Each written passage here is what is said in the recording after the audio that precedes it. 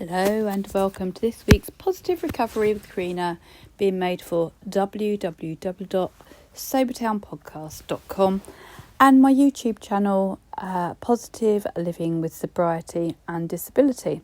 Had to think then. Okay, so this week or today particularly, I'm not feeling terribly positive because I had a really overwhelming day yesterday. But do you know what? That's okay. It really is okay. Just is what it is. We have to feel the feels. I had a few good old cries and that felt better. But the reason I'm telling you this is that it's okay to be like that. But also my speech might be a little bit funny today. I might trip over my words a bit, but we'll see how we go. Anyway, because I do know that stress causes things to be a lot worse. Anyway, I'm opening my lid. I'm going to dip in my little list of thingies. And what do we have here? This week we are going to talk about downsizing and living minimally.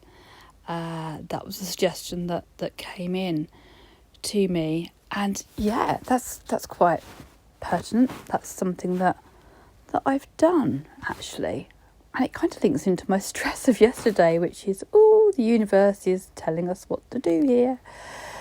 So yeah, we are in a world, aren't we, of keep up with the Joneses, that we have to do this, that we have to show face, that we have to keep up with everybody else, that we have to work to buy and get and have, because it just seems like stuff is so important.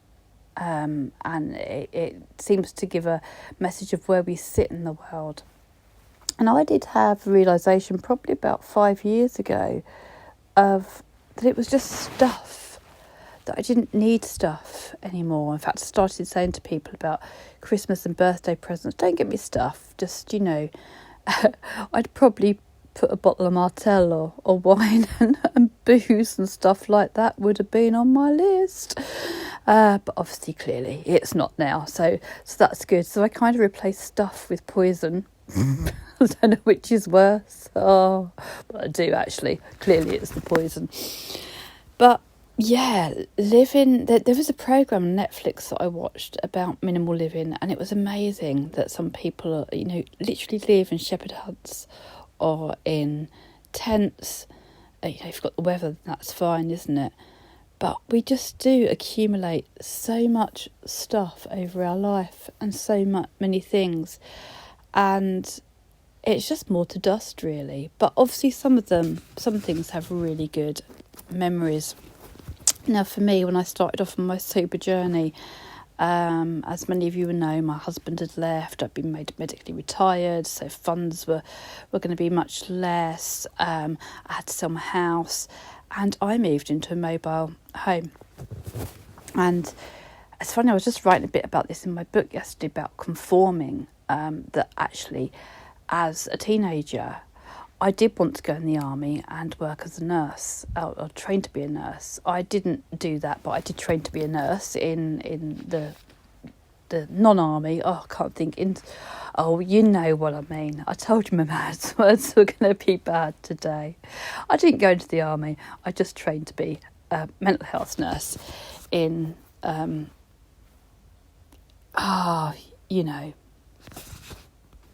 civvy land. That's the word I wanted. Okay. But I also had this dream of running away with the circus or with the fun fair. I was a bit of a romanticist, still am. I was going to fall in love with somebody at the fun fair or the circus and just run away and go and live in a caravan. That was my fantasy. That's what I would have really liked to have done. But that's not what we do. That's not what society tells us we do. So I had to kind of conform. So in a long way round, now at the age of 50, nearly 57 next month, so when did I move in here at the age of 55, I'm not travelling around, I've got a static, but here I am sitting in my caravan, not in the lake, fortunately, but on my lake, and not literally on the lake, just right next to the lake. Oh, goodness, this is going to be a fun podcast.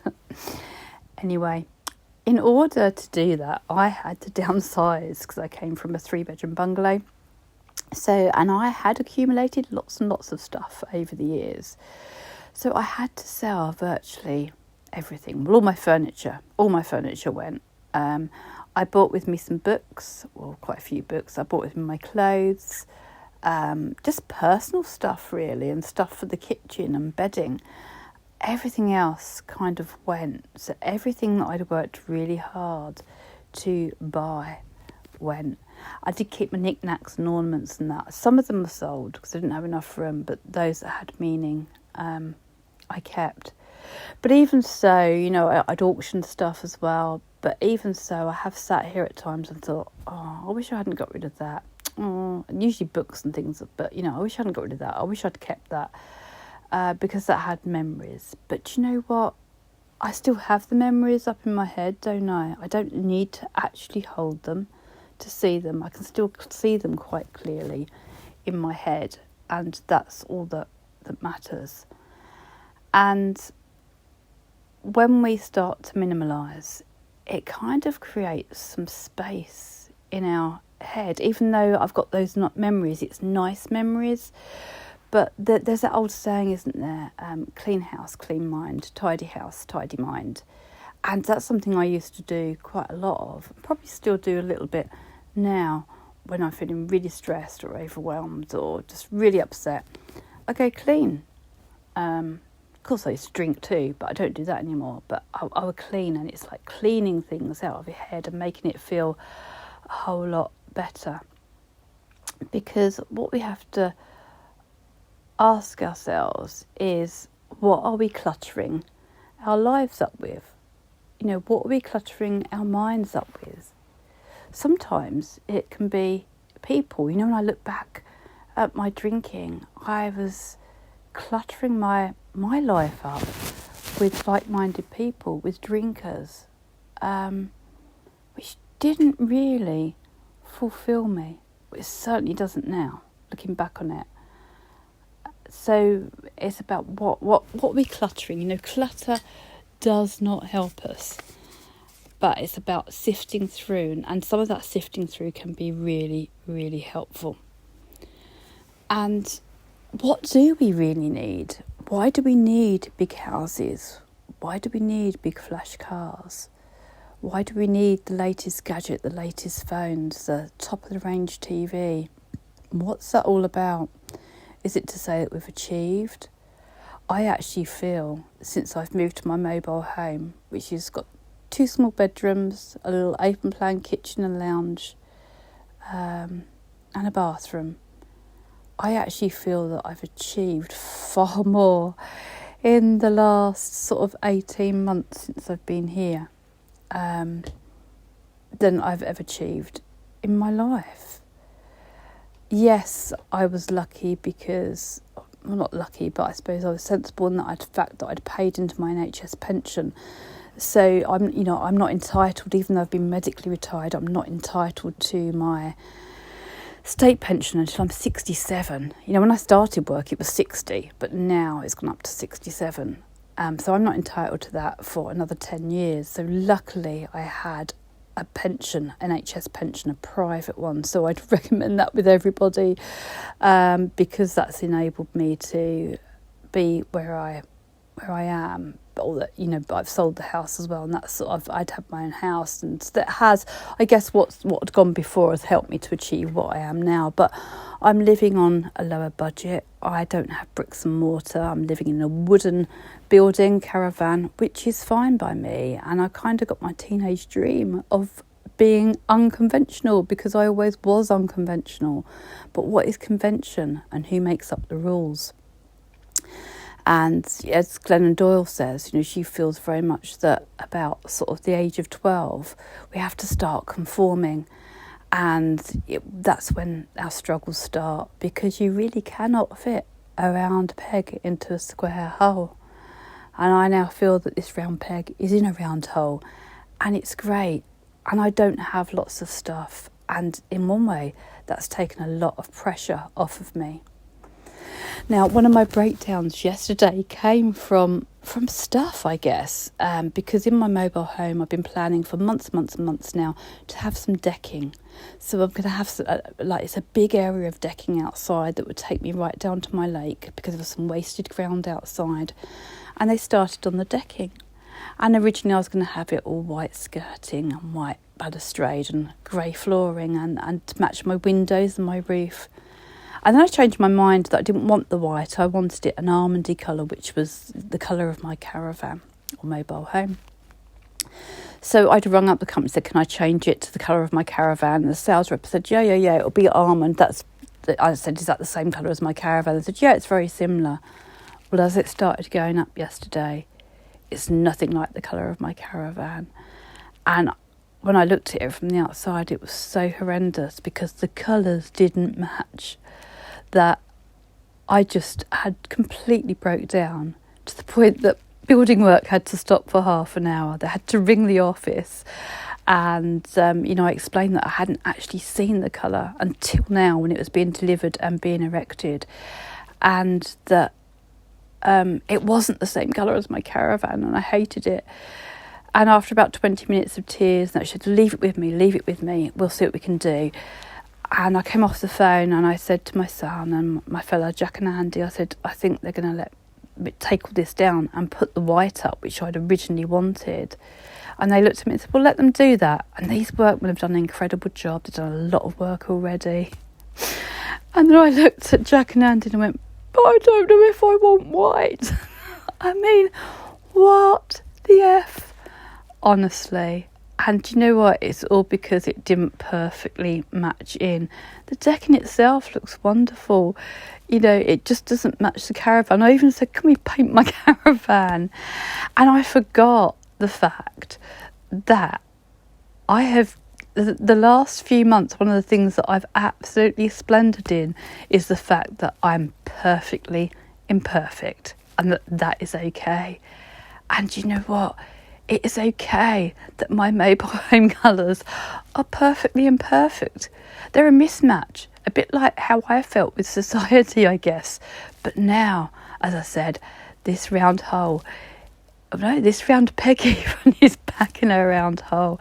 And I feel incredibly happy and incredibly grateful. And I'm just laughing now at how it was yesterday. And, this morning I woke up really early thinking, oh no, what are these workmen going to think? They're going to think, oh my goodness, we've got to go back to that neurotic woman. And as luck would have it, one of my dear friends posted a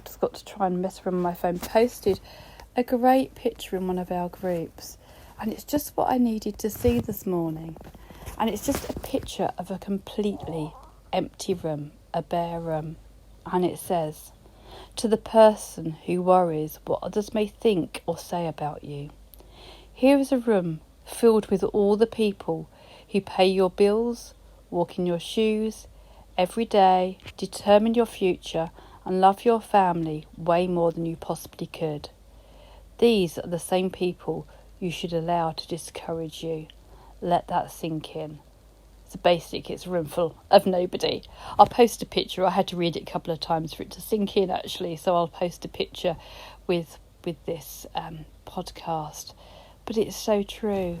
What I was worried about yesterday in all my talk of minimalism and coming out of convention and being myself and being who I truly wanted to be and being authentic was I was worried what other people would think about the mist colours. And you know what? It really doesn't matter. Minimalise your life and stop the worry. Stop worrying about what others think. Just do what feels right for you. If it feels right for you to have a great big house, then that's fine. If it feels right for you to live in a log cabin, then that's fine. But minimalise to what you want. One of my favourite quotes is from a film called Australia. I'll just do this and then I'll stop my rabbiting for this week. And it's, a film called Australia. And Nicole Kidman has come over from England, even though she's actually Australian, to see her ranch hand husband. And this guy picks her up in this tatty old Land Rover. And she's a really posh, well-to-do English lady with all her refinery and got loads of luggage. And she's chatting away to him, and she says, well, where's all your stuff? Where do you live? He said, well, I live in this, which is his Land Rover. She said, well, where's all your stuff? He said, in a box on the top. And she kind of looks at him, absolutely astounded. And he says, you can't take stuff with you. All you can take is your story. So you may as well make it a good one. There's another thought for the day. Anyway, you all have a great week, and I'll catch you again in a week's time. Bye-bye for now. Take care.